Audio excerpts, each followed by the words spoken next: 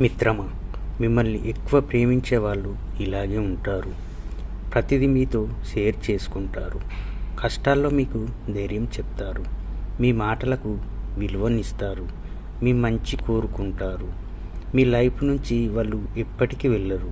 నువ్వంటే ఇష్టమున్న వాళ్ళు నీ తప్పులు 100 ఉన్నా సరే మనతో కలిసి ఉండేందుకు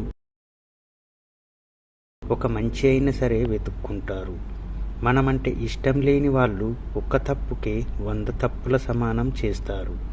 మనమంటే ఇష్టమున్న వాళ్ళు ఒక దెబ్బ కొట్టి మరీ ఇది తప్పు అని చెప్తారు.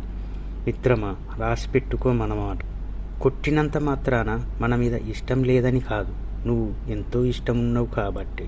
అది అర్థం చేసుకో.